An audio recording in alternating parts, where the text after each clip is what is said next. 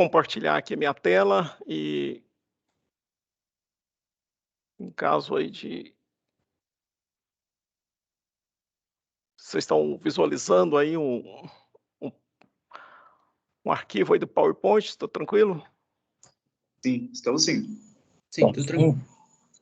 Legal. Então, eu vou colocar no modo de apresentação, aí qualquer problema aí, vocês podem me dar um toque aí no microfone mesmo, tá? Porque no modo cheio aqui, a gente acaba não vendo o chat, né? Aí pediria o Arson aí para dar um ok nos convidados aí, por favor. Então, pessoal, oficialmente, então, uma boa noite a todos. Agradecemos aí pela presença, né, por esse momento aí que a gente pode compartilhar para conversarmos um pouco sobre o programa de pós-graduação em engenharia de manufatura, o nosso PPGEM.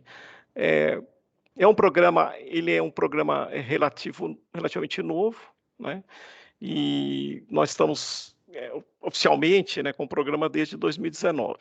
Então, o programa de pós-graduação em engenharia de manufatura, ele oferta apenas um curso, que é o mestrado profissional em engenharia de manufatura.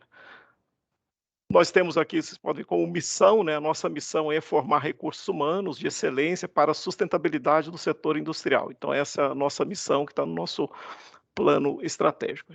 Como valores, nós temos aí o rigor teórico e metodológico, né, isso a gente transfere aí para os alunos nos trabalhos, na aplicação e produção de conhecimento.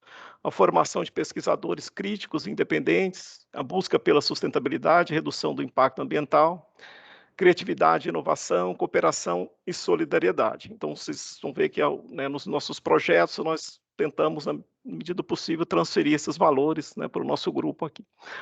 A coordenação hoje é exercida por mim, né, eu sou o professor Dalberto Dias da Costa e estou ocupando, então, o cargo aqui de coordenador. Me acompanha nessa coordenação o professor Arson Lourenço Correia, né, na vice-coordenação. O nosso contato, vocês devem ter recebido esse folder, né, então nós temos um e-mail, ele é um e-mail com o servidor, é o Gmail, tá? Mas a gente tem, né, fazemos aí também uma troca de informações aí pelo e-mail. E o nosso site, a nossa página, né, tá aqui também embaixo nesse link. Depois vocês podem fazer um acesso aí para complementar alguma informação que, porventura, a gente esqueça de passar. Bom, como é que nós vamos fazer essa apresentação, então? Nós falaremos aqui um pouco do organograma para situar a posição do PPGEM dentro, né, da estrutura UFPR. Falaremos da organização, então como que o programa se organiza. Falaremos do pessoal, então falaremos dos alunos, dos professores, um pouquinho, das linhas de pesquisa, dos projetos de pesquisa, da nossa infraestrutura, e falaremos também sobre como os projetos, né, são executados e financiados.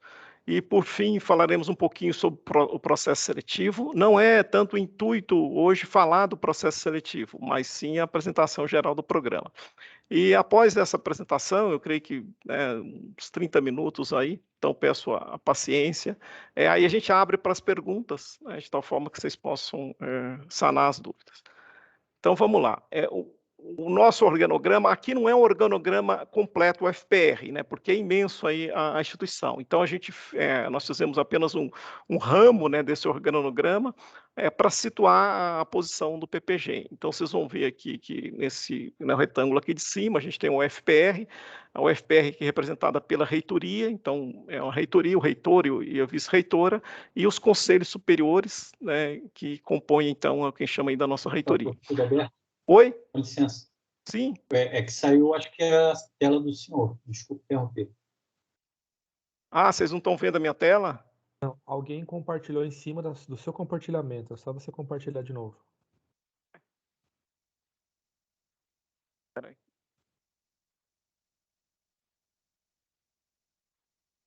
Perdão aí, pessoal. Estão conseguindo ver, então? Eu estava aqui nesse organograma. Até esse organograma vocês estão vendo? Agora sim, professor. Legal. Então, desculpa aí por algum inconveniente. Então, vamos lá, vou repetir aqui. Então, aqui nesse retângulo superior, né, nós temos a Universidade Federal, o FPR, representada, então, pela reitoria, o reitor e a vice-reitora, e os conselhos superiores, né, que dão suporte aí para a administração superior.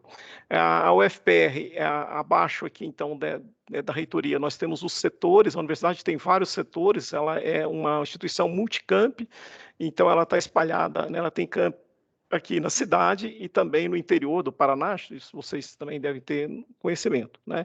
E nós temos vários setores, então nós estamos só destacando aqui o setor de tecnologia, que é o nosso. Então, pendurado aí nesse setor de tecnologia, nós temos o departamento de engenharia mecânica.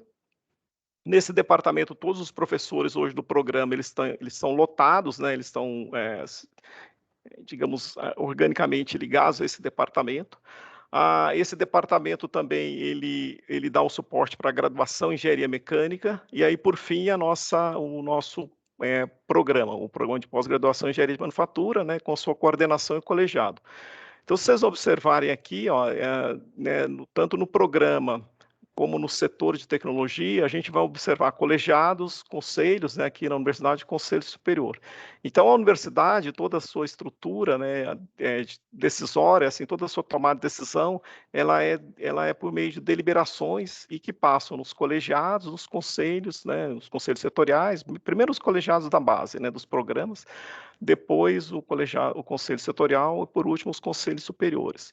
E isso é importante que vocês saibam, porque qualquer decisão que é tomada aqui, ela é passível de questionamento, né, nesses conselhos superiores. Tá, então isso mostra bem como é que a universidade hoje ela toma suas decisões, os seus processos decisórios.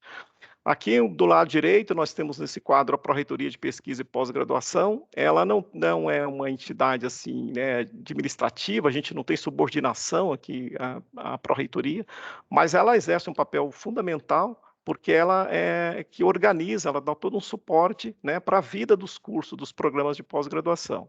Então, nós temos um fluxo de informação intenso com a Pró-Reitoria. A Pró-Reitoria hoje ela provê um serviço que a gente chama de SIGA, que é o Sistema de Gestão Acadêmica. Então, toda a parte aqui, né, de matrículas, coisas ligadas aos alunos, professores, disciplinas, a gente faz uso desse sistema que a Pró-Reitoria administra, né? Aí, por fim, aqui nesse organograma é a nossa comunicação externa. Então, a universidade, e mais especificamente a Pró-Reitoria de Pesquisa e Pós-Graduação, ela comunica, né, aqui bidirecional com a CAPES. A CAPES, acho que vocês já ouviram falar, é a Coordenadoria de Aperfeiçoamento de Pessoal, né, de ensino superior, de nível superior, e é ligada ao MEC. Então, a CAPES ela é um órgão do MEC que regulamenta toda a pós-graduação no país. Então, ela que faz o reconhecimento, a autorização para que os cursos funcionem. Nós comunicamos com a CAPES, a gente pode também comunicar diretamente, mas boa parte dessa informação ela é centrada pela PRPG, aqui, né, que é a nossa Pró-Reitoria de Pesquisa e Pós-Graduação. Tá, pessoal? Então, é só para vocês entenderem, né, a posição que nós ocupamos, né, dentro da nossa instituição, que é a Universidade Federal do Paraná. Bom, a nossa organização, então, a gente fala em programa, né? Então, o programa de pós-graduação em engenharia de manufatura, a sigla e o acrônimo é o PPG. O curso que ofertamos é um mestrado profissional em engenharia de manufatura, a modalidade é estrito sensu, só para distinguir, a universidade oferta vários cursos, né, em modalidades que a gente chama de estrito sensu, são aqueles, né, que o aluno ele desenvolve um projeto bem específico, né, no sentido estrito aí, e defende esse projeto nesse assunto. E tem também a modalidade lato sensu, que são os cursos que a gente chama também de especialização, né, que vocês também devem ter conhecimento. Então, nós temos vários cursos na modalidade também lato sensu. Quanto à oferta de disciplinas, nós temos uma oferta que ela é trimestral, então pegamos o ano, dividimos em 4 trimestres e nós trabalhamos, né, com oferta de disciplinas durante 3 trimestres. Então, a gente geralmente tem aulas que começam em março, né, e vão até dezembro. Então, divide-se aí os 3 trimestres. As aulas, elas são, hoje, todas elas no período noturno, né? Às vezes uma ou outra que a gente oferta à tarde, mas o que prevalece sempre é o período noturno. Aqui em destaque, o curso é gratuito, né? Só existe uma taxa, uma pequena taxa durante o processo seletivo, que o candidato ele paga uma taxa de R$250, mas ao longo do curso você não tem nenhuma despesa aí, né, financeira diretamente aqui com o curso. Então a gente não recebe nada, não manuseamos nenhum dinheiro aqui. Bom, o mestrado, então, ele tem uma área de concentração, que a gente chama área de manufatura, Isso aqui é a nomenclatura que a CAPES, né, atribui para a gente, e aí, nessa área de concentração, existem 3 linhas de pesquisa, daqui a pouco nós vamos detalhar um pouco mais, né, que é materiais avançados, processo de fabricação e simulação e integração de processos. Então, essa é a nossa organização, tá vendo, assim, a nossa, né, estrutura aí do programa. Bom, aqui nesse slide, vamos falar um pouquinho, né, dos nossos alunos. Como eu comentei bem no início, nós estamos indo para a terceira turma, que foi, né, a terceira turma de 2021. Nós abrimos em 2019, aí do grupo de alunos ingressantes em 2019, nós temos hoje 12 que estão em curso ainda, estão em fase final já de projeto, né, de defesa e tal. E depois vocês vão ver que nós já temos alunos titulados. Da turma de 2020, nós temos 13 alunos em curso, e da turma de 2021, 17 alunos em curso. Tá? E a próxima turma que vai entrar, com certeza, a turma 2022. Aqui os alunos que já estão em fase final aí, já para receber o canudo, como a gente diz, mas já concluíram. Tá? Então, eles já fizeram defesa, já publicaram trabalhos, só está agora no trâmite aí, que é o trâmite mais burocrático para emissão do diploma. Tá? Então, nós temos seis alunos aqui. Vou tentar falar o nome deles aqui, né? É o Diogo, o Fernando, o Lucas, o Rodolfo, o Wilson e o Ataré. Então, essa bela turma aqui, eles, de forma satisfatória, um bom trabalho que fizeram, né, juntamente com os orientadores. Então, um bom time aí que já se torna aí mestre em engenharia de manufatura. O corpo docente, então vamos falar um pouquinho do corpo docente. Aí nós fizemos aqui, são 3 slides, né, um para cada uma das linhas. E aí, nesse slide, vamos falar um pouquinho da linha também e também do time que integra aí cada uma das linhas. Então, vamos começar aqui com o pessoal da linha de materiais avançados. Então, nós temos aqui a professora Ana Sofia, o professor Sérgio Renck, a professora Giovana Menegoto, o professor Carlos Siqueira e o professor Arson Correia. São pessoas experientes, né, na sua área de atuação. Vocês vão ver que todo o nosso grupo aqui são professores doutores, né, isso é uma condição hoje para integrar aí os programas de pós-graduação, estrito senso. E são professores com experiência, né, até em outros programas, é o caso aqui da professora Ana Sofia, do professor Sérgio Renck. Então, eles têm experiência com orientação, inclusive, de doutorado já. Então, são pessoas aí com muita experiência. É isso que eu estou falando da experiência, depois vocês podem verificar. Aqui agora na apresentação fica difícil copiar, mas na nossa página tem exatamente essa informação. A gente tem aqui um link, esse link que vocês estão vendo, esse lattes.cnpq, né, ele dá acesso ao currículo do professor. Então, se eu pegar aqui a professora Ana Sofia, clicar, né, isso entrando no nosso site, vocês têm esse link para acesso. Aí vocês vão ver todo o belo currículo que ela tem, né, toda a experiência está lá transcrita. Aqui do lado, pessoal, então nós temos o propósito dessa linha de materiais avançados, né, que é propiciar transferência de conhecimento oriundo da descoberta e desenvolvimento científico acerca de novos materiais metálicos, poliméricos e compósitos para aplicações práticas, tendo em vista as necessidades regionais e nacionais, e transformar materiais convencionais em novos materiais. Então, esse time que está aqui é um time que trabalha bem com essa parte de materiais, né? Caracterização, desenvolvimento, teste de novas ligas. O pessoal trabalha bastante com engenharia de superfícies, então deposita, né, um material, por exemplo, né, que tem propriedades assim, especiais para uma dada aplicação sobre um substrato, né? Esse material chama de substrato, que é depositado, que às vezes é um material um pouco mais barato. E aí faz avaliações disso, também na área de materiais metálicos, né? Que isso predomina, também materiais não metálicos, os poliméricos, os compósitos. Então é um time que tem essa área aí de atuação. Na linha de processo de fabricação, nós temos hoje 4 professores, né? Abrindo aqui comigo, o professor Dalberto, o professor Ramon Paredes, o professor Sérgio Lajarim, o professor Paulo Kimoto. Então, a linha de processo de fabricação, ela tem como propósito desenvolver estudos sobre a transformação e processamento de materiais, envolvendo o processo de fabricação, avaliando a sua aplicabilidade na indústria. Aplicar técnicas de experimentação no estudo e otimização de processo de manufatura. Então, nós aqui, a gente trabalha bem com essa parte, sim, de experimentação, né? Então, quase todos os trabalhos que são desenvolvidos aqui, eles têm esse viés, né, de você fazer experimentos, então você varia condições de processo e procura ali uma condição ótima, né, uma condição de melhor desempenho naquele processo, seja por custo ou qualidade. Tá, então, aqui nós temos, eu trabalho, depois a gente vai mostrar um pouco detalhe, né, começa com a parte de usinagem, o professor Ramon com a parte de aspersão, o professor Lajarim com a parte de manufatura aditiva, o professor Okimoto mais com soldagem.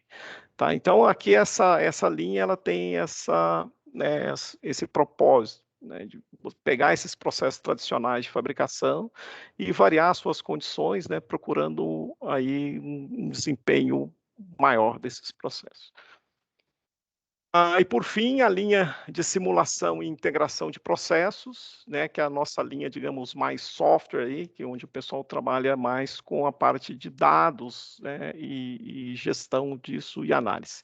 Então, aqui tem um texto bem grandão, né, mas o propósito, então, dessa linha é desenvolver aplicativos e métodos de sensoriamento que facilitem a integração horizontal, então processo, e vertical, chão de fábrica com outros níveis hierárquicos. Desenvolver aplicativos e métodos baseados em técnicas de inteligência artificial que auxiliem na tomada de decisão referente à seleção de materiais e processos. Aplicar métodos científicos e técnicas de simulação e virtualização no estudo do comportamento dos processos tradicionais de manufatura, com o intuito de sanar gargalos produtivos, implantar sistemas colaborativos de realidade virtual e realidade aumentada em ambientes fabris. Então, vocês observam que essa linha ela tem, né, um escopo bem amplo, e que é digamos, a novidade, né, que nós temos no programa. Então, se a gente pegar, por exemplo, a parte de materiais, que falamos na primeira linha, já é uma linha tradicional, né, que tem muitos anos aí de pesquisa também, processo de fabricação.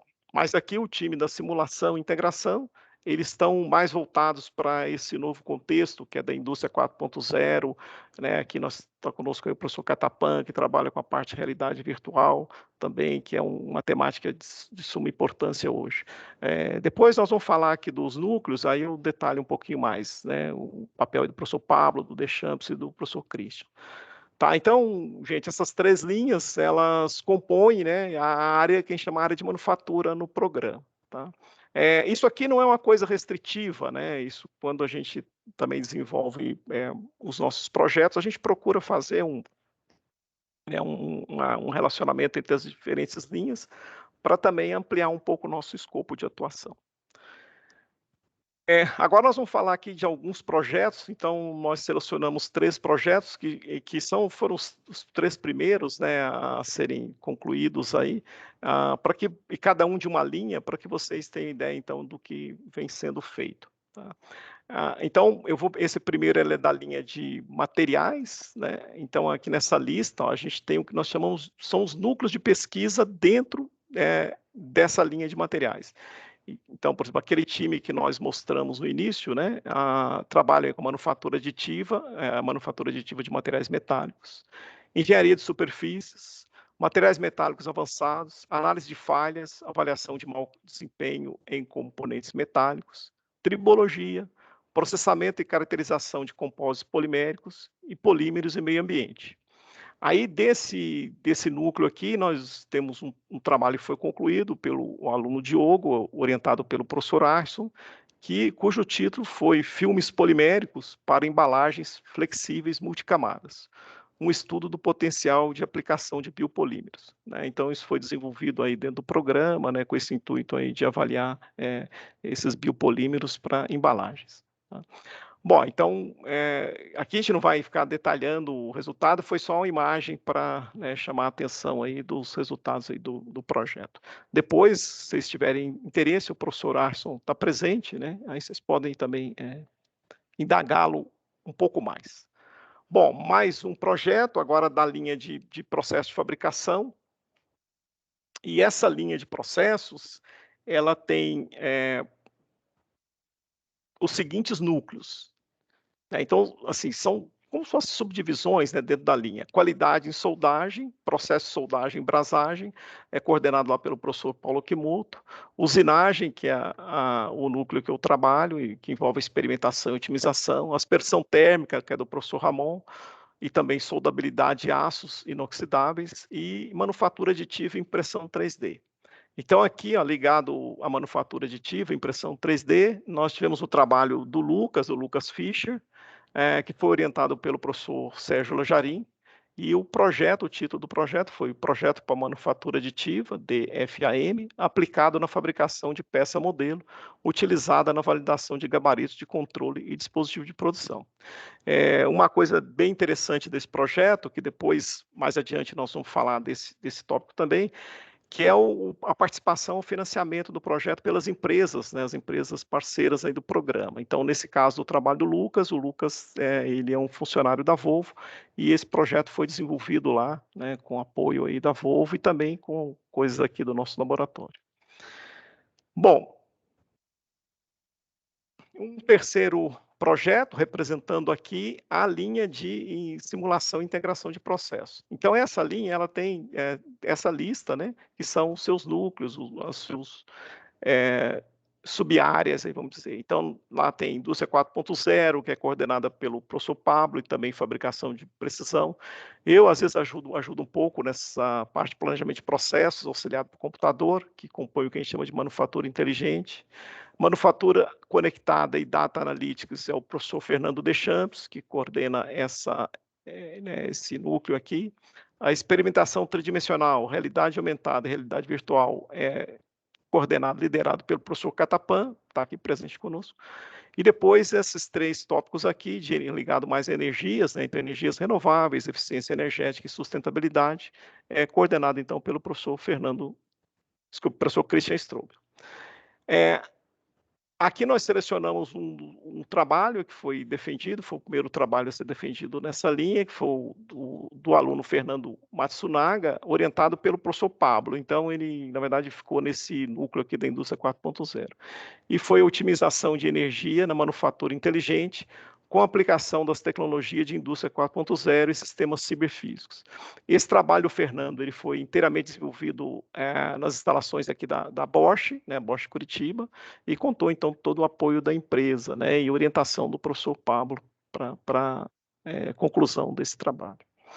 Então, pessoal, só alguns projetos, né, nós não vamos destacar todos, até para não ficar algo muito maçante, mas depois, vocês tendo interesse, pode entrar em contato conosco, a gente passa mais informações sobre esses detalhes de projetos.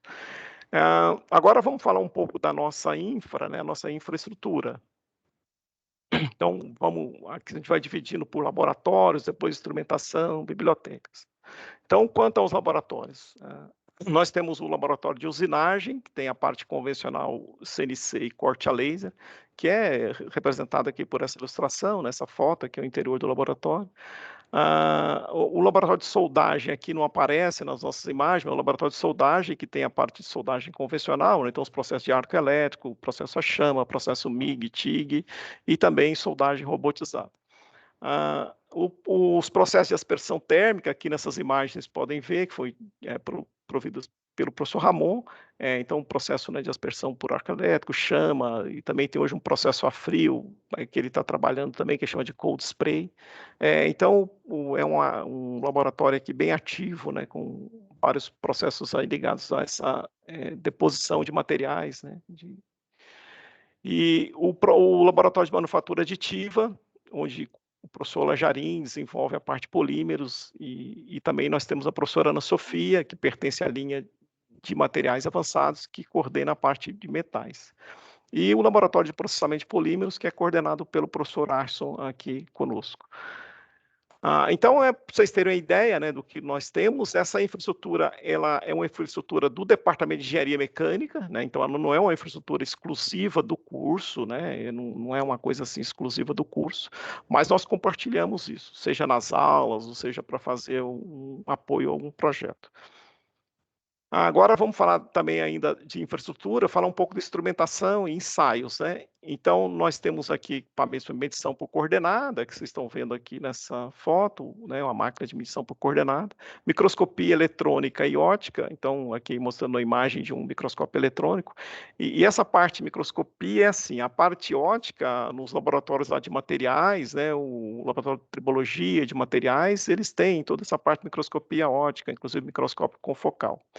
E a microscopia eletrônica, ela fica num centro que a universidade tem, que é o Centro de Microscopia Eletrônica, que é o que a gente chama de laboratório multiusuário, né? Então, qualquer aluno do programa hoje, né, desenvolvendo um projeto e tem necessidade de fazer, por exemplo, um microscópio eletrônico de varredura, um MEV, que a gente chama, ele pode agendar isso, né, com aí a comunicação orientadora, ele agenda e em algum momento ele vai lá e colhe essas imagens, como essa que vocês estão vendo aqui, que foi o professor Ashton que fez essas imagens. Eu acho que ele não fez pelo Centro de Microscopia, mas é uma imagem de MEV, né? Os ensaios tribológicos, então nós temos aqui, tanto no laboratório de tribologia como no laboratório de materiais, são os tribômetros. Esses tribômetros eles são usados para avaliar, né, coeficiente de atrito, resistência ao desgaste e efeito de lubrificantes sobre materiais que são depositados, principalmente materiais que são depositados em substratos, né, materiais nobres depositados em substratos mais baratos, como também avaliar novas ligas ou novas composições. Esses ensaios são muito importantes para aquele núcleo que nós falamos da engenharia de superfícies. Medição também de esforço e potência de corte. Aqui a gente está vendo essa imagem, um dinamômetro, é um instrumento aqui do laboratório de usinagem, que a gente usa para fazer medição de esforços de corte. Então, nós podemos medir as forças, também a potência, mas é um instrumento dedicado, né, que é utilizado. A caracterização de materiais, então o laboratório de materiais também permite, né, a gente tem ensaios, por exemplo, ensaios de tração, ensaio de compressão, ensaio de impacto. O laboratório tem essa instrumentação para a realização dos ensaios. Agora, mais na parte de software, né, e recursos de informática, vamos chamar assim, que dá para a gente condições de modelagem, né, e programação. Então, nós temos modelagem 3D, a gente tem hoje licença do software CATIA, o SolidWorks, SolidEdge aqui, o SolidWorks tem licença, o CATIA também. O SolidEdge é um software gratuito, ele é provido pela Siemens, e a gente faz uso dele nas nossas aulas, né, aqui no ambiente também da graduação. Planejamento e simulação da usinagem, então a gente tem um software dedicado à simulação, planejamento, a parte de metrologia. Então, a gente tem um software também licenciado, que é o PCDIMES. Para quem não conhece, esse GD&T é a parte de inspeção geométrica e dimensional, né? São tolerâncias geométricas e dimensionais. E esse software, então, é um software muito, muito bom. Ele permite fazer todo o planejamento e simulação da inspeção e depois a geração de relatório com histogramas, né, curvas de erro e tal.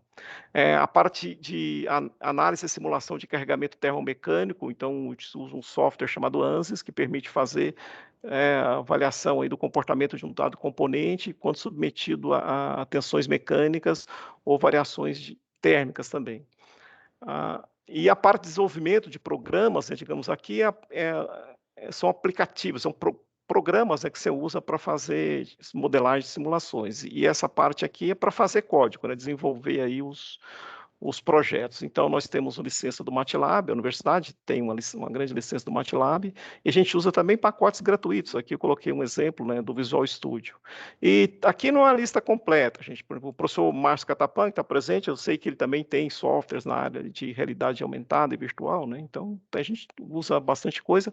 Também tem muito software gratuito, né? E os nossos laboratórios, esse laboratório que eu estou aqui hoje, é um laboratório que a gente utiliza nas nossas aulas, né, e permite, então, os alunos acesso a essa parte de modelagem e programação.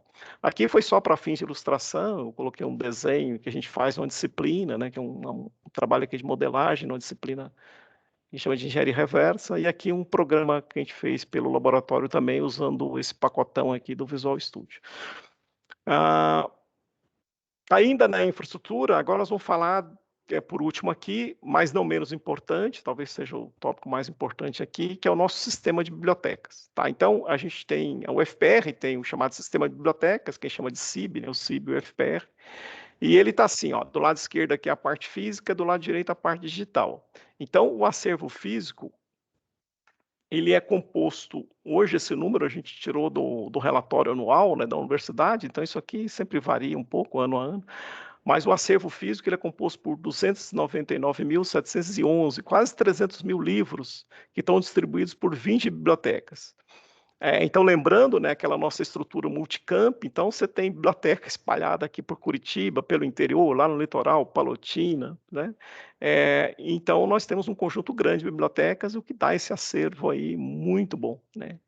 Aqui nós temos uma imagem que é a nossa biblioteca, que está perto aqui da gente, onde a gente tem um acesso mais fácil, mais rápido, né, pela distância, que é a Biblioteca de Ciência e Tecnologia. Tem um baita de um acervo aqui de engenharia também, livros, revistas também, todo o material impresso, né, que ela guarda. Nós temos também, agora do lado direito, é a parte digital. A própria biblioteca tem um acervo digital, então, por exemplo, as dissertações, né, dissertações que vão ser produzidas no programa, elas vão ficar nesse acervo digital, as teses de outros programas aqui do UFPR, revistas também, todo esse material que está no formato digital, às vezes gratuito, e a universidade gerencia por meio desse serviço aqui, que a gente chama, que está dentro do CIB, né, mas é o acervo.ufpr.br. Então, o aluno aqui que entra no PPG, ele vai ter acesso à biblioteca para fazer empréstimos, né, de livros, e aqui é um acesso gratuito, esse acesso aqui ele é aberto a qualquer um, né, de fora. Tá? E aqui embaixo a gente está assim, ó, todo esse acervo, né, ele é complementado por periódicos CAPES. Então, nós falamos lá no início, né, da CAPES, que é o órgão do MEC que regulamenta os programas de pós-graduação, e a CAPES, ela faz um investimento fantástico, eu vou repetir essa palavra, um investimento fantástico em assinaturas de revista. Né? Então, nós temos assinaturas de revistas de quase todas as áreas do conhecimento, né? De grandes editoras, então, por exemplo, editora como a Springer, como a Elsevier, isso mais no nosso caso aqui das engenharias, né? A Taylor Francis. Tá, então, assim, é um volume muito grande, gente, desse acervo digital. E todo aluno hoje matriculado no PPG, né, todo aluno UFPR, né, todo integrante da comunidade UFPR, tem acesso a essas bases aqui, que a gente chama dos periódicos CAPES. Tá? Você estando aqui na UFPR, numa máquina UFPR, você tem acesso direto ao periódico. Né? Agora, nesse período da pandemia, que nós ficamos no modo remoto, isso aqui foi, né, o que nos salvou. Tá? Porque a biblioteca ela ficou fechada, os laboratórios inicialmente fechados também. Então, nós, né, com o apoio aí, a agilidade dos nossos professores, nós continuamos a ofertar aulas, né? Fizemos 2020 completo, 2021 estamos terminando agora o terceiro trimestre, e aí nós passamos a focar mais no nosso acervo digital. Tá? Isso que foi a nossa, né, tábua de salvação. Aí. Agora nós vamos falar um pouco sobre execução e financiamento dos projetos, né? Porque quando se fala em pesquisa hoje, a gente não pode ser assim tão romântico, né? Vou chegar aqui no programa, tem um projeto, tem uma ideia e vou para lá, e aí, como é que eu executo isso? Né? Todo projeto, mesmo sendo um projeto, por exemplo, de modelagem ou desenvolvimento de um código, mas ele necessita, né, um momento de um apoio, né? Você tem que ter gente financiada ou estrutura para isso. Então, nós temos assim, ó, infraestrutura das empresas. Eu coloquei um número aqui, mas é um número aproximado. Assim, mais do que 80% dos nossos projetos hoje em andamento, eles têm parceria com as empresas. Então, né, os nossos alunos, eles são funcionários dessas empresas, e quando eles vêm para o programa também, eles trazem uma carta de apoio das empresas. Então, eles vão, né, desenvolver esses projetos lá com as empresas. Então, nós mostramos, né, 2 projetos aí, os 2 últimos, do Fernando, por exemplo, do Fernando lá pela Bosch, do Lucas pela Volvo, né, que os projetos são desenvolvidos inteiramente lá nas instalações. E vários outros, nós temos um número bem grande. Não é claro, não é 100%. Nós temos alguns projetos que os alunos desenvolvem, né, com só a infra do UFPR. Tá? Então, aí soma-se essa infraestrutura das empresas, mais a infraestrutura UFPR, que nós mostramos nos slides anteriores. E recursos humanos, né? Então, os professores que estão envolvidos nos projetos, os alunos, né? Então, isso aqui aparece na forma de aulas, de revisões, de análise, de preparação, de relatórios. Isso aqui consome, né, muito tempo, muito investimento de tempo. Então, estão vendo, gente, essa parte aqui do investimento, né? Infraestrutura que vem de empresas, infraestrutura que vem do UFPR, recursos humanos aqui do nosso grupo. Bom, o que está faltando? Quando a gente fala hoje em pesquisa, né, tem que ter aporte mesmo, uma boa infraestrutura, recursos, né, para manter o pessoal animado, motivado em condições competitivas para fazer bons projetos. Então, o que está faltando? Aí essa indagação aqui é o seguinte: o nosso programa, ele por ser um mestrado profissional, ele não dispõe de bolsas, então nós não temos bolsas, a gente não tem condições de contratar, por exemplo, um mestrando full-time, né, porque eu não posso dar aqui uma bolsa para ele, nenhum professor vai ter essa bolsa. Então, quando a gente coloca essa indagação aqui, que é um ponto importante hoje dessa apresentação, para passar para vocês, é que vocês que estão, né, pelas empresas, vocês têm que nos ajudar, e ajudar que eu digo não é o FPR, não é o programa, é ajudar, né, o propósito aqui a cumprir lá a missão, né, do PPGEM, ajudar, por exemplo, na forma de financiamento, né, trazer financiamento para bolsas, então a gente, né, poder ter, por exemplo, às vezes um mestrando aqui full time, né, dedicado a um determinado projeto, e que sempre vocês vão ver que os projetos eles são oriundos das empresas, né, então a empresa pode financiar aqui um mestrado e um mestrando desenvolver um projeto de interesse dela. A gente também pode ter o IC, que é a iniciação científica, trazer aluno da nossa graduação, e ele ser né, atuar aí como um elemento, né, uma pessoa de apoio para o desenvolvimento dos projetos. Só para vocês terem ideia aqui com relação à nossa graduação, né, a gente não destacou muito, porque a questão está de tempo e espaço, mas assim, nós temos hoje na nossa engenharia mecânica, e nos outros cursos, o FPR também, né, mas vou falar mais da nossa graduação, por volta de 1.100 alunos em curso. Nós temos uma entrada anual hoje de 200 alunos. A graduação em engenharia mecânica ela é ofertada em 2 períodos, então nós temos o curso que a gente chama de integral, que é ministrado mais manhã, tarde, e o noturno, né, que é ministrado nesse horário agora. Tá, então imagina, você tem um contingente aqui de 1.000 e tantos alunos. Nós temos alunos muito bons aqui. Então, o que nós estamos falando aqui? Nós estamos falando assim, que se você vem da empresa, você vem com um projeto, por que você não procurar aqui um apoio, né, de um aluno de graduação? Esse aluno pode te ajudar aí, por exemplo, em parte de laboratório, ele pode participar, né, no processo criativo, pode ajudar em revisão bibliográfica, ou seja, você tem aqui, né, um excelente recurso humano, né, de apoio. E essas bolsas, então, elas são importantes porque ela remunera esse pessoal, né, durante o projeto. Tá? Acho que vocês sabem, mas não custa a gente aqui resgatar isso, né? A bolsa não gera vínculo empregatício. Então, se você o programa contrata, né, com apoio de uma empresa, por exemplo, um mestrando ou um aluno de IC, isso não gera vínculo empregatício. A gente falou também em infraestrutura, mas é importante modernizar a infraestrutura. Infraestrutura, na nossa área de manufatura, vocês sabem muito bem, a gente sofre muito com a questão de obsolescência, né? Principalmente em instrumentação, em software. Então, a cada ano você tem coisas novas e a gente tem que ficar né, up to date, ou seja, tem que ficar alinhados com o que está acontecendo, porque senão nós vamos fazer o quê? Coisas defasadas. Né? E a modernização da infraestrutura, ela exige um investimento, né, claro, um pouco maior. Como resolver essa questão? Então, com apoio hoje de empresas, a gente pode pensar, né, isso nós estamos reforçando aqui, batendo nessa tecla, porque juntamente com as empresas, com vocês que estão aí, que a gente pode formar essas parcerias, por exemplo, para concorrer a um dinheiro mais barato. Né? O BNDES, por exemplo, tem linhas muito boas de créditos para apoiar a inovação e modernização de infraestrutura. A FINEP, né, que é outra fundação de apoio, também, né, tem. Aqui eu não coloquei, mas nós temos a Fundação Araucária, aqui no estado também, que vira e mexe, ajuda no financiamento de alguns editais, inclusive provendo bolsas. Né? Aqui eu citei, a gente não vai entrar em detalhes, mas é a Lei do Bem, né, que permite, então, investimentos em P&D, em pesquisa e desenvolvimento, serem deduzidos depois né, da parte fiscal, ou seja, do imposto devido. Né? Então, nós temos alternativas, né? E é importante que a gente faça essa associação, que a gente um vá ajudando o outro, para que o programa cresça cada vez mais e possa, então, fazer projetos que vão ao encontro, né, das necessidades das empresas. Vocês observem que eu falei 80%, é isso, porque esses projetos aqui, esse grupo, né, eles vêm com problemas de empresas. Né? Então, o retorno ele é imediato para a empresa. Às vezes resolve lá um gargalo, ajuda a resolver reduzir um custo, melhora a pessoa que fez esse projeto, o aluno que participou desse projeto, ele melhora, ele cresce profissionalmente. Tá? Então, esse é o tópico da execução e financiamento, pessoal. Agora vamos falar um pouquinho aí da vida escolar, vamos chamar assim, né? Então, são os requisitos para obtenção do grau de mestre em engenharia de manufatura.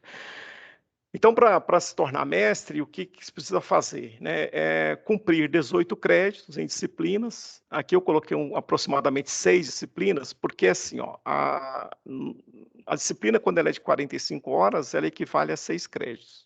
Então, se você cursa 6 de 45 horas, né, são 18 créditos. Mas a gente também tem disciplinas de 2 créditos, e na UFPR também tem disciplinas de 4 créditos. Tá? Então, que podem, né, depois, esse número aqui, então, pode mudar um pouco. Além desses 18 créditos, tem que ser aprovado em exame de qualificação. Então, depois que você faz metade dos créditos, você, junto com o orientador, pode solicitar o exame de qualificação. Então, o exame de qualificação é um item obrigatório, né, mandatório aqui. Comprovar suficiência em língua estrangeira. Então, no nosso caso aqui é língua inglesa, porque, né, para trabalhar com aquele acervo bibliográfico todo, boa parte dele está em língua inglesa. Aprovação na defesa da dissertação, né? Então, depois de cumprir, isso aqui vai mais ou menos nessa ordem, né? Você cumpre os créditos todo, comprova aqui, depois faz a defesa. Publicação de artigos e participação também em congressos. Hoje, né, os nossos alunos estão participando aí bastante dos congressos. Submissão de artigo para publicação em revista ou depósito de patente e registro de software. Então, isso aqui conta de forma igual, né? Então, para ele depois ter o título, ele tem, né, o mestre tem que ter submetido artigo para publicação em revistas, ou ter pedido depósito de patente ou registro de software. Então, são os requisitos aí, né, para obtenção do grau de mestre. O processo seletivo, ele ocorre uma vez ao ano. Então, a gente depois, né, vai até falar para vocês, quem estiver interessado, do edital. O edital a gente está prevendo lançar agora na primeira quinzena de dezembro. E esse processo seletivo ele é baseado na avaliação da proposta de pesquisa. Depois tem um outro slide e eu mostro um pouquinho mais, gente. E é uma etapa eliminatória. E depois tem uma etapa classificatória, que consiste na avaliação do currículo. Tem aquela taxa de inscrição, lembra que eu falei com vocês, quando o mestrado era gratuito? Então, ele tem uma taxa de inscrição que ocorre só nesse momento, né? Ou seja, só uma vez no ano, só na sua entrada. Então, aí é uma taxa UFPR, vamos dizer assim, a gente acaba, né, um valor só simbólico, né, para evitar que a pessoa também entre no processo, depois nem compareça. Tá? Bom, no processo seletivo, nós já estamos indo para o final, pessoal. A gente tem assim, ó, esse aqui que foi tirado do edital, né, que nós estamos preparando para esse ano já. Então, nós temos o que a gente chama dos anexos, o anexo 5, o anexo 7º, e esse anexo 5, a gente passa isso aqui, a gente passa esse modelo, e o candidato, então, faz uma proposta de pesquisa baseado nesse modelo. Como se fosse um cartaz, um A3, aí ele manda isso aqui no formato PDF, e no dia que ele vem defender a proposta, aí, em função desse material que ele enviou com antecedência no processo de inscrição, aí ele faz aqui a apresentação, então apresenta o escopo, recursos, né, do projeto, da proposta, não do projeto, é uma proposta de pesquisa, né? O currículo dele e empresa associada, os resultados esperados, um cronograma. Então, basicamente, são os tópicos que contêm isso, né? Não precisa ser exatamente assim, com essa estrutura, mas que tem esses tópicos. Aí, quando ele apresenta a proposta, ele vai ter que defender a proposta. Aí a gente forma uma banca, a banca vai perguntar para o candidato, né, coisas relacionadas com o que ele colocou aqui. Você vai cumprir mesmo o cronograma, né, vai ter recurso para o projeto? Então, ele é questionado sobre isso e tem que dar as respostas. Uma vez que o candidato passa pela proposta, né, ou seja, ele é aprovado na proposta de pesquisa, isso aqui é eliminatório, aí ele vai, então, a gente faz uma comissão interna que faz uma avaliação do currículo. O que é essa avaliação do currículo? Ela é dividida em grupos, então não são 4 grupos, então a gente avalia os títulos, né, o diploma e tal, a participação em projeto de pesquisa nos últimos 3 anos, a experiência profissional na área de manufatura e produção também técnica, científica aqui. Aí cada grupo tem seu peso, né, e suas notas aqui. Depois é gerada uma nota, que essa nota aqui do currículo soma com a nota que recebeu na proposta, e aí quem passou aqui vai ter o currículo analisado, né, e essa nota então serve de classificação. Tá? Bom, pessoal, era isso aí então. A gente agradece muito a atenção de todas, né, todos e todos os presentes. E aqui mais uma vez o nosso contato, né, o nosso Gmail, aí, o fprppgem@gmail, o nosso site também, que vocês têm aí no convite, né, então pode fazer acesso. Então, a partir de agora, a gente fica, vamos abertos, né, ao questionamento. Vocês podem usar, então, o microfone ou o chat, né, professor Arson? Acho que dá para a gente monitorar o chat também. Então, fiquem à vontade, pessoal, para fazer perguntas, tá?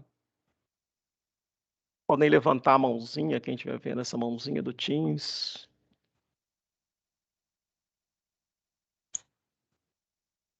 Acho que a Priscila levantou ali, professor Arson. Boa noite, Priscila, por professor favor. Alberto. Boa noite, Priscila. Eu tenho uma dúvida a respeito, eu faço uma disciplina isolada hoje, né?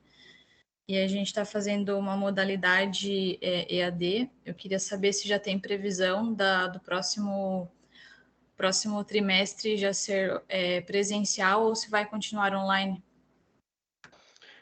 Então, o próximo trimestre, Priscila, ele está programado para início de março, é a primeira, segunda semana de março, a gente ainda nós não fechamos a data, e a Universidade Federal, ela publicou agora recente uma resolução e prevendo o retorno presencial, né, de todas as atividades a partir do final de janeiro. Então, de acordo com a resolução vigente, essa nova resolução da universidade, nós vamos voltar também no modo presencial, tá? Isso é, digamos, o que a gente tem no momento, que eu posso te passar no momento. Porque agora em dezembro, nós temos uma reunião última do ano, nosso programa, para definir a grade do primeiro trimestre. Aí a gente deve conversar com os professores, né, e ver o que a turma está pensando. É possível, mas eu não posso te garantir isso, que uma outra disciplina, o professor faça alguma coisa híbrida, né, então uma parte remota, uma parte aqui no laboratório. Mas vai ser algo que nós vamos decidir ainda. Mas o que a gente tem de recomendação FPR é para volta presencial. Tá?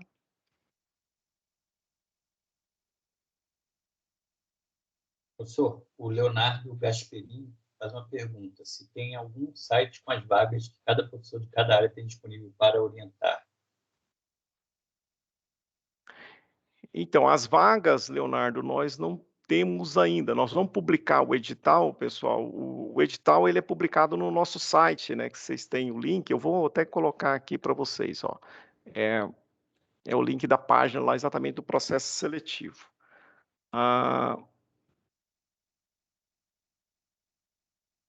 Quem tem acesso, tiver acesso ao chat, por favor, está aí o link, mas não tem nada lá, está em branco. Então, qual que é a nossa previsão? Ali para a primeira ainda, isso deve ocorrer na primeira quinzena de dezembro.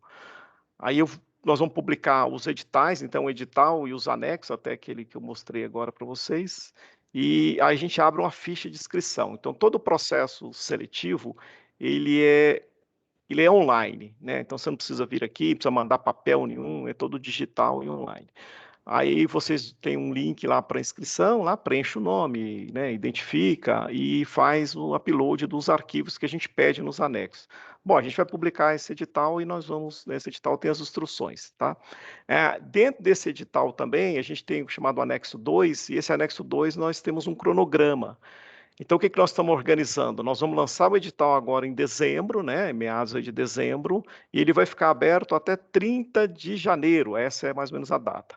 E nesse intervalo, então, vamos dizer, 15 de dezembro a 30 de janeiro, nós faremos um evento, então vai ter um evento lá, está programado, só não tem link lá ainda, né, mas a gente já reservou uma data. Nós vamos fazer um evento mais ou menos como esse aqui, onde a gente vai fazer só um tira-dúvida mesmo, né? São coisas do edital. Então, estou com dúvida aqui, como é que eu comprovo, por exemplo, minha experiência. Então, é o tipo de documento que eu devo colocar. Então, são aquelas perguntas, né, sempre quando a gente participa de processo seletivo.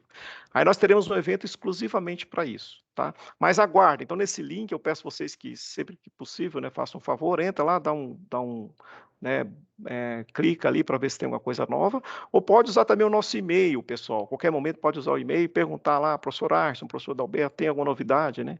Então, assim, o que está programado é isso, até o 15 de dezembro, eu acho que a gente coloca isso no ar, né, professor Arson? É o que nós programamos, né? Sim, professor. Uhum. O Tiago, pela ordem, o Tiago levantou a mão e depois o Paulo Bartars. Desculpe se eu pronunciei errado, Paulo. E depois o Daniel Pacheco. Por favor, então, Tiago, pode falar. Boa noite, pessoal, tudo bem? Boa noite, tudo bom? Professor Dalberto, uma pergunta. Em relação ao material que a gente tem que produzir para a defesa, né, na banca, ali, em caráter eliminatório, existe uma por exemplo, ao criar esse material, eu consigo estar alinhando com algum professor, mediante a área que eu escolho ali de pesquisa, o objetivo, os resultados, fazer um pré-análise junto a ele, para que quando eu for defender isso na banca, eu esteja mais alinhado possível, ou não? Pode, não tem restrição quanto a isso. Você tem os e-mails lá dos professores, né? No nosso site tem lá os e-mails, o currículo Lattes. Então, o que a gente recomenda sempre é isso. Você entra ali na nossa página, tem o currículo Lattes, e aí você pode verificar o que o professor trabalha, o que exatamente ele está trabalhando, e aí você marca uma entrevista com ele, né? E aí é uma questão do professor ter uma agenda para te atender, tá? Mas não existe restrição. Qualquer candidato pode marcar, né? Não configura nenhum privilégio, tá? Pelo contrário. Então é só alinhar com o professor um momento aí na agenda dele, né? Para que ele possa te atender, ou te dar uma explicação, tá? Obrigado. Então, era o Paulo, só que agora ele baixou a mão. Oi, boa noite a todos. Boa noite. Boa noite. A minha pergunta ia ser da mesma linha que o colega já efetuou, já foi respondida. Obrigado. Era com relação a um alinhamento com o possível professor orientador para a proposta. Tá ok. Obrigado. Aí a seguir é o Daniel Pacheco e depois o Clodoaldo. Beleza, boa noite a todos. Obrigado pelos esclarecimentos até o momento. Eu dei uma olhada no site antes dessa reunião. Eu fiquei com uma dúvida. As aulas são diárias durante esses 3 trimestres por os próximos 3 anos, é isso? Aulas diárias? Não ficou claro para mim a carga horária, como que funciona. Ah, tá. Então, como é que você faz isso daí? Quando você entra no programa como aluno regular, né, você, juntamente com o orientador, você faz o esquema, então, de cursar disciplinas. Então, ordem de grandeza, tá? Não que seja exatamente isso. A cada trimestre, a gente oferta em torno de 5 disciplinas. Então, são 5 disciplinas, né, ofertadas por trimestre. Aí, conversando com o orientador, você pode escolher, por exemplo, uma ou 2. A gente sempre recomenda que façam 2 por trimestre, né? Então, digamos que no primeiro trimestre você quer fazer 2 disciplinas, que são disciplinas importantes para o seu projeto, e elas estão ofertadas na segunda e na terça. Então, você vem segunda e terça, né? E aí pode fazer um planejamento com o orientador para reuniões ao longo da semana, mas pelo menos nesses dias da disciplina você tem que estar aqui, né, quando a gente voltar de fato ao modo presencial, tá? Mas você pode fazer também, por exemplo, quero fazer 3 disciplinas, ou quero fazer uma agora e deixar para fazer no último trimestre. Então isso aí é um acordo que você faz com o orientador. O orientador juntamente com o aluno que decidem isso. Desculpa, só para finalizar. Então, é possível adiantar um pouco esse processo ou não? Digamos que, vamos pensar numa situação aí, né, que a gente não recomenda muito, mas eu tenho 5 disciplinas, tem disciplina segunda, terça, quarta, quinta e sexta. E aí, né, você está disposto, você está com muita energia, tem tempo, você quer fazer as 5. Aí você faz 5 no primeiro trimestre e faz uma no segundo. Isso é possível fazer. Tá? Ok, muito obrigado, professor. Espero ter esclarecido aí. Agora tem na ordem o Silvio Freire e depois o Adriano Souza. Tá ok, então. Vamos lá, Silvio. Olá, boa noite. Boa noite, professor Alberto. Não, minha dúvida era sobre isso, porque eu sou de fora, né? Eu moro em Curitiba, e era sobre os dias, né? A quantidade de dias da semana, mas tem a ver com as disciplinas a serem ministradas, né? Isso. Depende muito da grade que está sendo ofertada naquele trimestre, né? E também o seu campo de interesse, né? Se você quer aquela disciplina ou não, tá? E uma outra coisa também, eu até acabei não respondendo isso ao Daniel, né, que tinha perguntado, é que vocês podem cursar disciplinas de outros programas. Então, vamos dar um exemplo aqui. Eu estou agora morando em São Paulo, por exemplo, morando em São Paulo. E aí nesse momento, às vezes é uma coisa circunstancial, né? Você vai ficar por 6 meses lá em São Paulo. Se você quiser fazer uma disciplina na USP, por exemplo, lá de São Paulo, e lá também tem um ensino gratuito, você pode fazer. Aí, na hora que você concluir essa disciplina, você pode transferir esses créditos para cá. A gente tem um processo que chama de equivalência, aproveitamento de créditos e equivalência.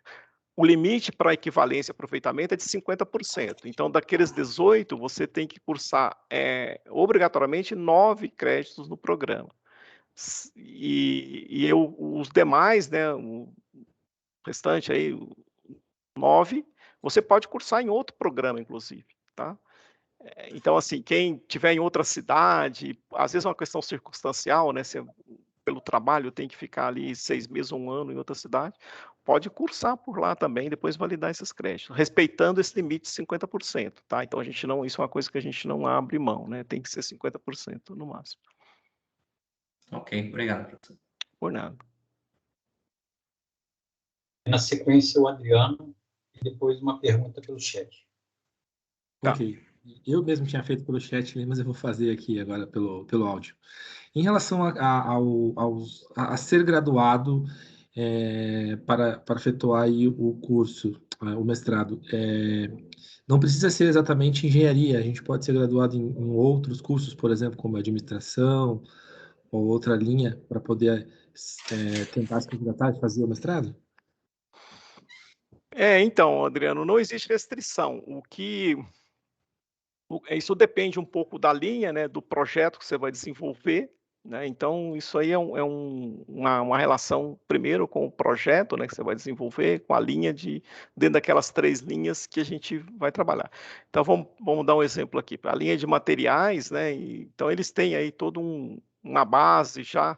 Então, às vezes fica muito pesado para alguém que não tem uma formação em engenharia entrar naquela linha, em projetos daquela linha, porque o tempo para o mestrado é pequeno, né? Oficialmente a gente trabalha com 2 anos. Mas às vezes em outras linhas, aí dependendo do projeto, você pode ter outra formação. Nós temos hoje no curso pessoas com formação em administração, tá? Não tem nenhuma restrição. Quando a gente publica o edital, naquele anexo lá que eu mostrei, o anexo 7º, ali se vai ver que tem uns pesos ali para os diplomas. Tá? Então, por exemplo, cada linha tem um perfil que a gente publica esse perfil. Então, por exemplo, a linha de materiais, o pessoal formado em engenharia. Se você concorrer naquela linha, em núcleos daquela linha, é bem provável que o seu diploma, se você tiver um diploma em administração, digamos, ele vai ter um peso menor naquela linha, tá? Mas, às vezes, na linha de simulação e integração, né, você pode ter um bom peso. Tá? Às vezes, também, você tem a graduação por administração, mas você tem uma experiência, a gente tem casos aqui que o pessoal tem uma experiência muito grande na área de manufatura, né, às vezes como gestores, lá, como gerentes, e atua por muitos anos na área de manufatura. Tá? Então, a princípio, a resposta é essa aqui, não tem restrição, tá? Não existe restrição, só pode ser isso aqui. Não, você submete, né? E aí, naquele análise de currículo, a gente tem uma pontuação específica para isso. Ok, muito obrigado. Por nada. Eu só vou abrir aqui as perguntas pelo chat. Vou aproveitar a Priscila, que já fez 2 perguntas. Uma, se a comprovação da suficiência necessita de alguma prova, e se precisa haver comprovação dessa suficiência no processo seletivo. E outra pergunta é qual o prazo de conclusão de disciplinas até a apresentação da dissertação? Então vamos para essa primeira aí da proficiência, né? Suficiência, na verdade, né? A gente fala em suficiência quando a pessoa tem, né, demonstra condições de leitura de artigos, né? A proficiência seria, né, é um outro nível, né? Então você tem que dominar mais o idioma. Então esses exames de suficiência, eles são ofertados hoje, a própria universidade agora já regularizou, ela tem ofertado acho que 2 por ano, então a gente tem um teste que é basicamente a leitura de artigos. Existe um teste que é ofertado pela UFSC, também aqui perto, o pessoal tem feito, e acho que também teve um aí da UniOeste também que a gente estava aceitando. Você pode comprovar também com curso, por exemplo, tenho tantas horas num determinado curso de línguas, um curso de inglês, e esses cursos emitem certificados. Então, a gente tem uma resolução para isso, o certificado emitido, ele tem que dar um nível B1 do quadro comum europeu de línguas, tá? Existe essa referência aí. Então, por exemplo, digamos, quem fez aí, né, um CCAA ou Influx, tal, que foi, até a gente tem casos assim. Então, o aluno traz um certificado ali, um diploma, né, um certificado, dizendo que o nível que ele atingiu equivale ao B1 do quadro comum europeu de línguas, tá? O TOEFL, fez o TOEFL, vale, né, tá ali dentro, tá? Então, a gente tem uma lista, a gente tem uma resolução para isso. Aí, o que você tem que fazer? No processo seletivo, a gente não pede isso. Ao longo do curso, né, antes da qualificação agora, você tem que comprovar, então, antes da defesa, né, você tem que comprovar a suficiência, então, em língua e inglês, tá?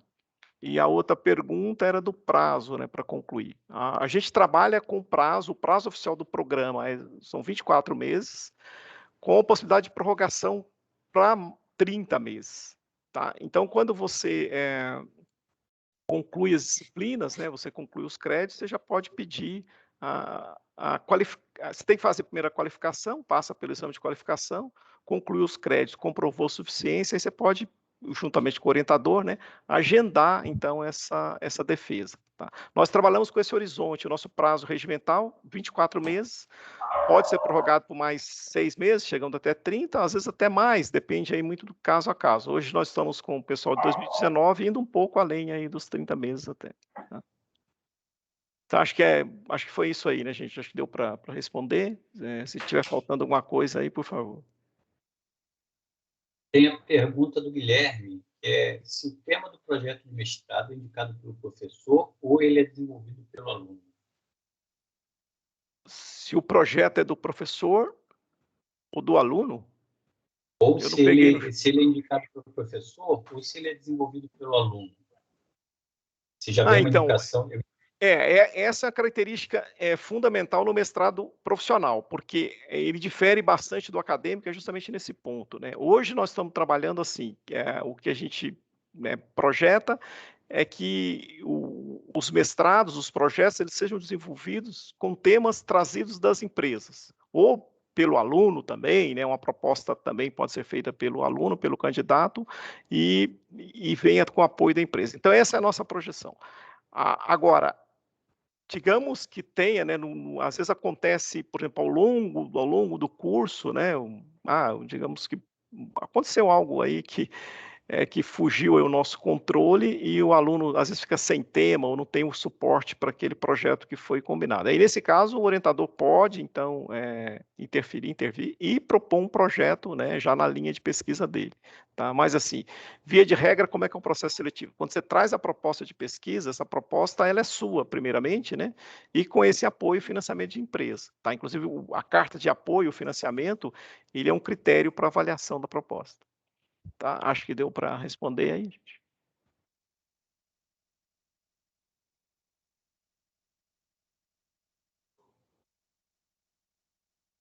Por enquanto, não vi mais nenhuma manifestação, professor, no chat.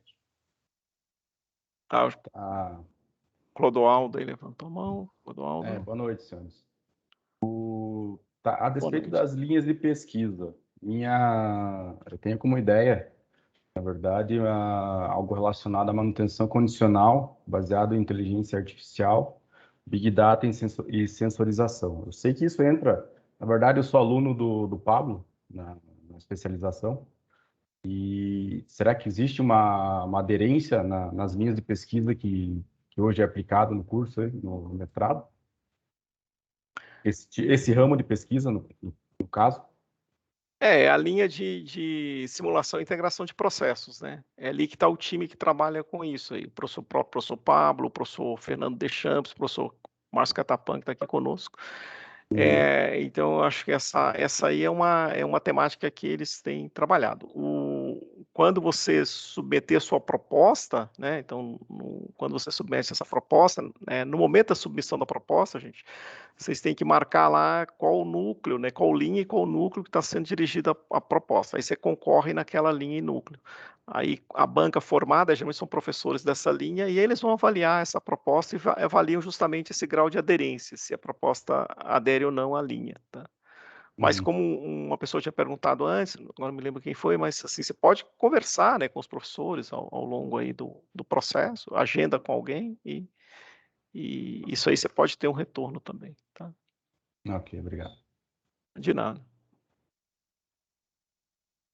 Tem o Silvio Arson. Então tem, mas eu não sei se ele deixou a mão erguida, ou se ele quer fazer outra pergunta. Tem aqui uma pergunta pelo chat, do Bruno Messias e do Ademir. E depois o Catapão, acho que ele quer se pronunciar. Do Bruno Messias sobre linha de pesquisa, tem que ser na empresa ou pode ser em empresas parceiras? Então, Não necessariamente precisa ser na empresa, eu acho que o que eu não entendi da pergunta foi isso, eu acho que não precisa ser na empresa que você está trabalhando, né, acho que você tenha vínculo, e isso não é obrigatório, você pode ter realmente uma empresa parceira. Nós tivemos um dos editais, foi o edital acho que de 2020, turma de 2020, que nós até propusemos, né, uma modalidade que seria da startup. Então, quem quer desenvolver alguma coisa, né, pensar em inovar um negócio mesmo de interesse próprio, então ele pode estar trabalhando numa empresa, pode ter lá um cargo qualquer dentro da empresa, mas ele vem para o programa e faz uma proposta de alguma coisa que vai virar um negócio, né, que seria uma startup. Então, isso pode ser, não existe esse vínculo. O que é importante vocês entenderem, pessoal, nessa questão da proposta, é que tem um ponto aí crucial da proposta. O que é? O financiamento, por isso que eu até mostrei naquele slide, né? Como é que nós vamos desenvolver isso? Como é que nós vamos financiar? Então, por exemplo, se você traz uma proposta que para a execução dessa proposta passa por fazer um determinado ensaio, um experimento, um determinado processo, ou um material, com o professor Arce, por exemplo, desenvolver um novo compósito, como é que nós vamos financiar isso? Lá com o professor Catapan, tem que ter um óculos aí da realidade virtual, então quem vai bancar isso? De onde que vem esse recurso? Essa é uma questão muito importante. Tá? Então, como eu falei com vocês, o programa ele é um programa que não tem recursos para a bolsa, e a nossa infra, essa infra é o FPR, mas por materiais de consumo, equipamentos novos, a gente não tem como comprar. Por isso que é importante essa participação da indústria, e não tendo essa indústria financiadora diretamente, que na defesa da proposta o candidato mostre ali, né, que é viável, que às vezes só com o trabalho dele ele pode atingir aquilo lá. Aí a banca vai avaliar, né, é sempre uma avaliação feita por essa banca, tá? Então acho que deu para responder aí, né?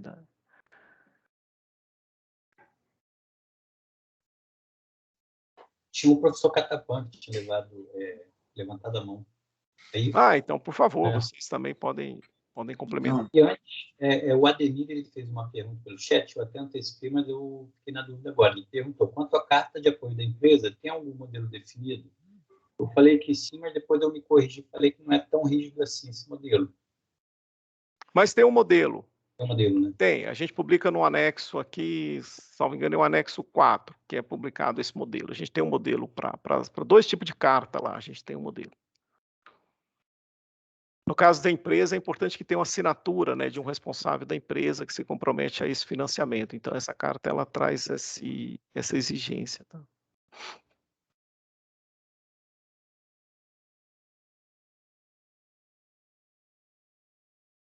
Bom, tem algumas dúvidas, pessoal, que a gente está vendo, assim, que muitas delas, assim, algumas parece que o pessoal não tem nem muita noção, assim, qual que é a diferença entre um mestrado e uma pós-graduação lato sensu, stricto sensu. O que eu quero dizer, assim, é o seguinte, muitos dos alunos que estão hoje, assim, que a gente vê que tem que eles já entram no programa e com uma certa bagagem, por exemplo, são alunos que eles já vêm ao longo do ano anterior fazendo disciplinas como alunos ouvintes. O que eu quero dizer com isso? Tem muitos que poderão fazer, que às vezes não são aprovados no programa, né? Às vezes estão inseguros, não sabem qual a área, não sabem qual é o professor que vai determinar como orientador, não sabe se esse orientador tem ou não vaga para ele, enfim. E se a gente for pensar assim, o tempo é meio curto para isso, para fazer algum ajuste, para fazer uma proposta, para submeter isso ao programa. E o que a gente vê de muitos bons resultados é quando o aluno já vem já vem trabalhando no PPGEM como aluno ouvinte. Então, todo ano abre as disciplinas como para alunos regulares e também para alunos especiais, para alunos que não estão diretamente no PPGEM, porém têm interesse em fazer. E nessas disciplinas, ao longo da disciplina, esses alunos eles têm um vínculo maior com o professor, consequentemente com o programa, e fazendo com que vocês comecem a entender um pouquinho mais. Tá? Então, o que eu quero dizer com isso? Se tem se tem gente aqui que está ainda meio inseguro em saber o que vai fazer, como fazer, e vai fazer o processo, às vezes, assim, putz, eu vou investir aí o valor lá de 250, 280 reais, se não me engano, da inscrição. Não sei como é que vai ser isso. Dê uma pensada se realmente vocês querem entrar agora em 2022. Pensem, talvez, de vocês iniciarem como alunos regulares, alguns, né? Entrarem como alunos regulares, e aí vocês vão conhecendo um pouquinho mais o programa, para que em 2023 vocês entrem como alunos regulares, aí sim, já fazendo disciplinas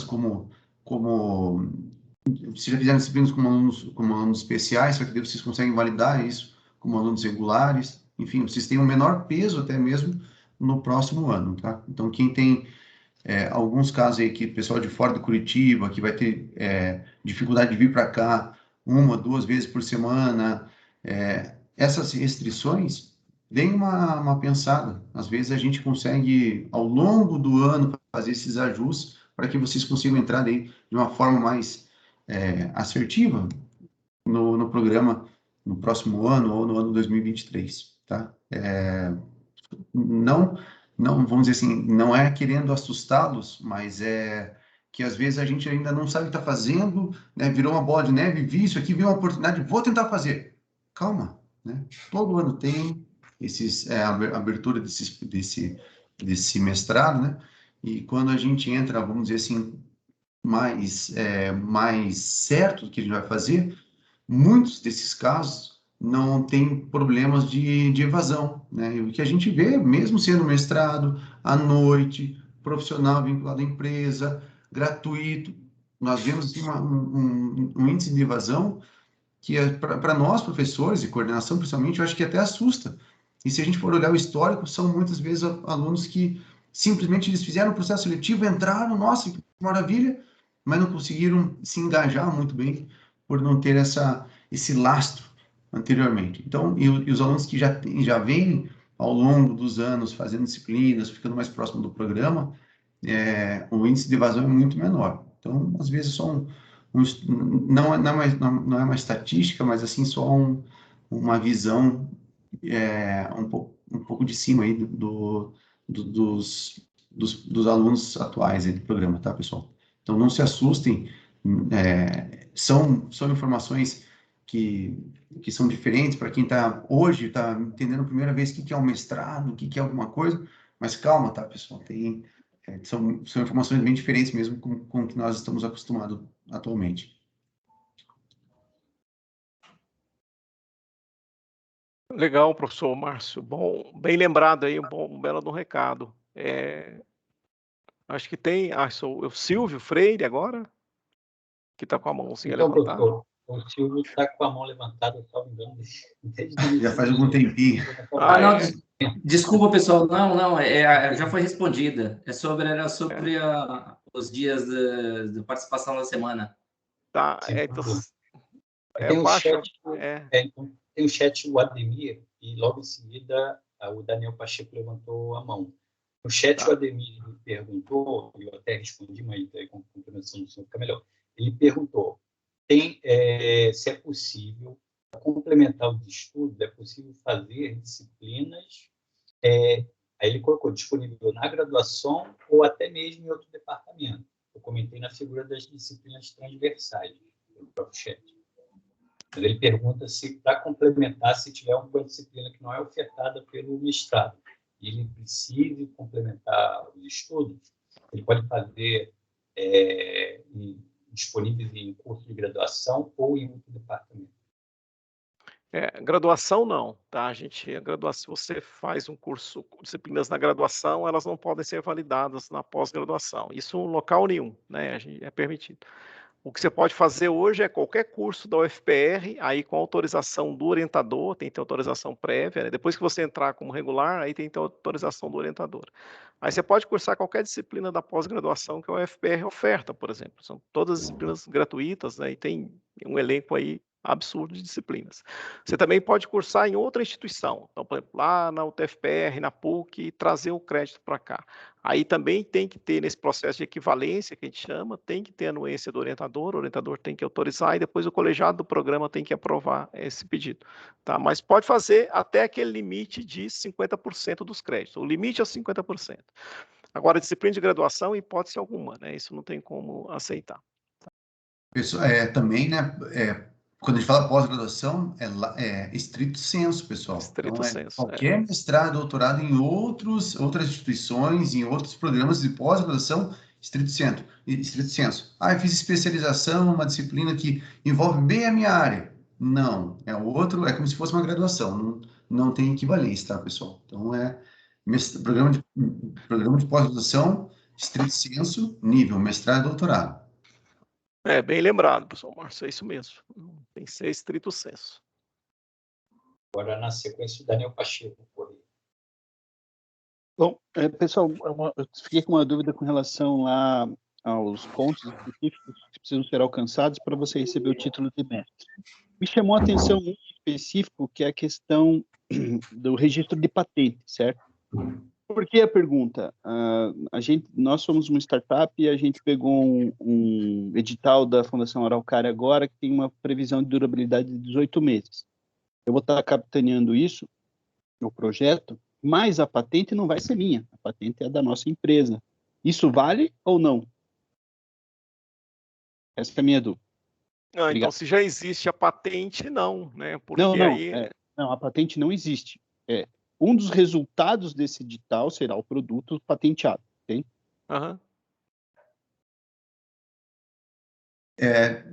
Isso eu passei por no outro programa.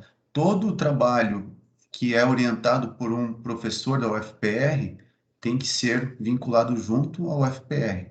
Então, eu fiz na minha empresa patenteou um trabalho totalmente desvinculado ao professor e ao programa e ao UFPR.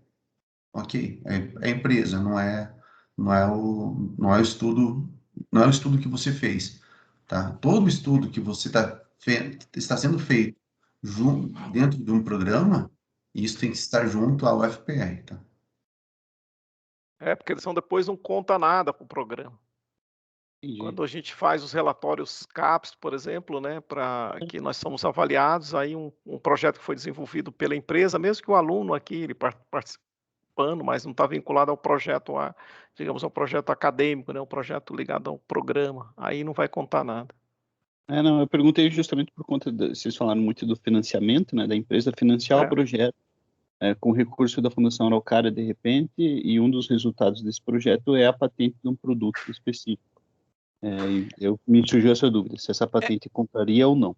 Então, ela pode contar, mas desde que tenha a participação do professor orientador, né? Porque aí ele vai orientar e depois não vai aparecer na patente, aí ele tem que aparecer, né? Ele aparecendo conta. Conta, claro, conta. Sem dúvida. Tá, obrigado. Essa dúvida. Valeu. Valeu, Daniel.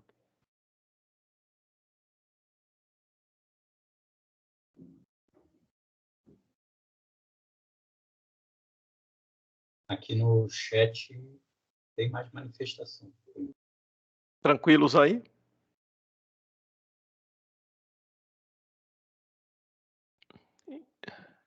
Então, pessoal, vocês querem complementar alguma coisa? Professor Arson, professor Márcio? Não, professor, eu dou cerrado aí. Ficou muito bem. Complementação do professor Catapã. Estou na posição cômoda. Não, eu achei ótima a apresentação. Eu não sei quem comentou agora de startup, isso é uma coisa muito bacana, envolver startup dentro do programa é o que muitos trabalhos envolvem, mas a gente tem que entender muito bem qual que é o objetivo da startup. O objetivo da startup é desenvolver um produto revolucionário, patentear, não sei o que lá, tal. Legal, show, mas saiba que se isso envolver o estudo do teu mestrado, ele está vinculado isso ao UFPR. O UFPR, ela é gratuita, mas alguém paga isso, o governo paga, para vincular um professor, as horas do professor, a uma orientação. Então, esse estudo não é só a startup. O professor está junto com essa atividade. Isso tanto num projeto de inovação, patente, essas coisas, como artigo. Então, às vezes, assim, eu vou fazer um trabalho aqui, depois vou é minha startup. Isso não fala só de startup, mas startup é mais, vamos dizer assim, mais inovadora, né? Mais ágil.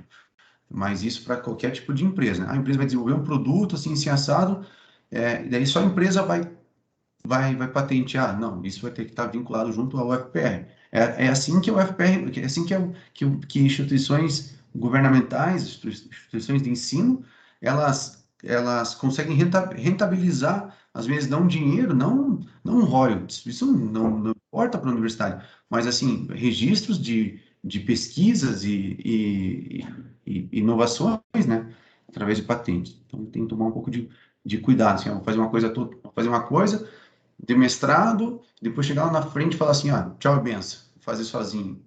Não, porque daí você conseguiu, você fez um trabalho junto com o orientador, vinculado àquele assunto, aí isso dá uma briga meio conturbada lá na frente. Tem que tomar um pouco de cuidado, tá? Não, e repito, não é só para startup, isso para outras ideias, assim, vinculadas a empresas.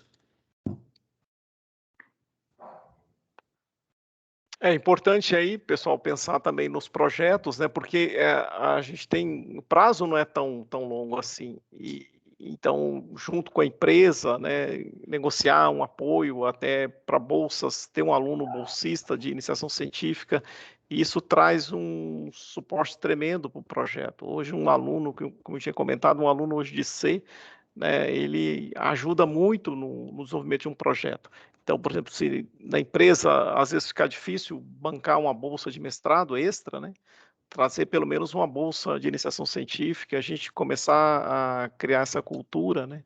Para a gente poder acelerar os projetos, que é importante a gente acelerar os projetos. É isso que o professor Márcio comentou, né? De entrar aqui e depois perceber, às vezes, que não é, porque tem que cursar disciplinas, fazer esses créditos. Isso é uma coisa regimental, tem que fazer no programa. Mas às vezes, isso aí não pode tomar o tempo do desenvolvimento do projeto. Então, se o projeto vai ganhando dimensões maiores, a gente precisa de gente, é importante ter gente. E nós temos um grupo muito bom aí, que são os alunos de graduação. Tá? Então, nessa proposta de pesquisa, contemplar esse aluno bolsista, a participação, é uma forma de acelerarmos isso. Tá?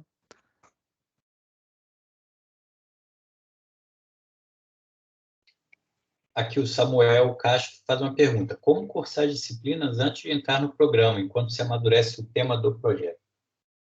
Então, Samuel, você tem que, a cada trimestre, né, depois que a gente faz as matrículas dos alunos regulares, né, então o regular é aquele que passou no processo seletivo, ele se torna regular.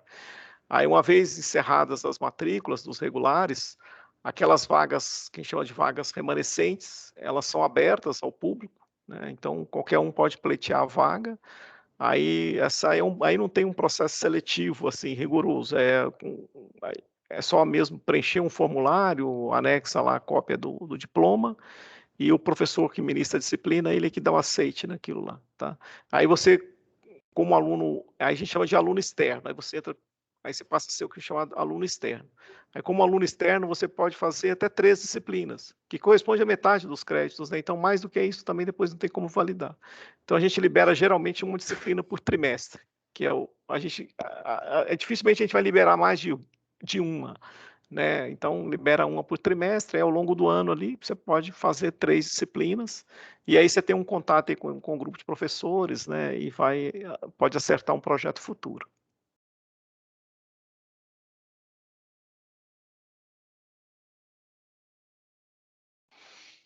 Acho que é isso então, pessoal. Mais alguma coisa?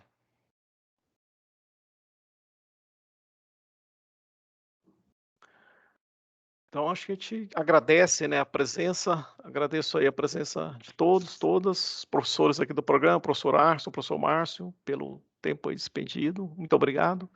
A todos vocês, muito obrigado. Então, a gente deve lançar o edital, né, do processo seletivo, a data aí não deve passar de 15 de dezembro, tá, gente? Porque depois também nós vamos entrar de férias, né?